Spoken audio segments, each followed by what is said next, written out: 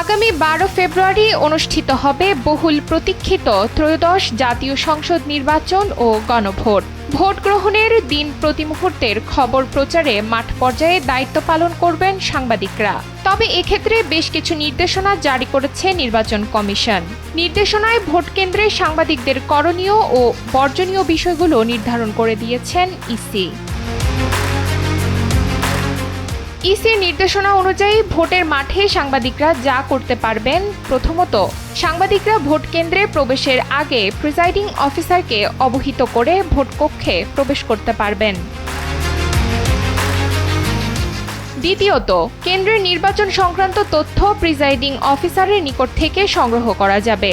এছাড়া ভোট গণনার সময় উপস্থিত থেকে ছবি তোলার অনুমতিও থাকবে। তৃতীয়ত, ভোট কক্ষ থেকে নিরাপদ দূরত্ব বজায় রেখে সচিত্র সংবাদ প্রচার করা যাবে। তবে এক্ষেত্রে ভোট কেন্দ্রে প্রিজাইডিং অফিসারের নির্দেশনা অবশ্যই অনুসরণ করতে হবে।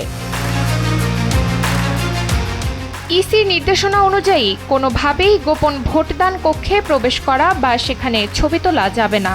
একসঙ্গে 2 জনের বেশি সাংবাদিক ভোট কক্ষে প্রবেশ করতে পারবেন না এবং সেখানে 10 মিনিটের বেশি সময় অবস্থান করা যাবে না। ভোট কক্ষ থেকে কোনো মাধ্যমেই সরাসরি সংবাদ সম্প্রচার করা যাবে না। ভোটকক্ষে নির্বাচনী কর্মকর্তা, নির্বাচনী এজেন্ট বা ভোটারদের সাক্ষাৎকার নেওয়া নিষিদ্ধ। কোনো নির্বাচনী সামগ্রী স্পর্শ করা যাবে না এবং ভোট গ্রহণ কার্যক্রমে বিঘ্ন ঘটতে পারে এমন কোনো কাজ প্রত্যক্ষ বা পরোক্ষভাবে করা যাবে না। কোনো রাজনৈতিক দল বা প্রার্থীর পক্ষে প্রচারণা বা সহায়ক কার্যক্রমে যুক্ত হওয়া যাবে না।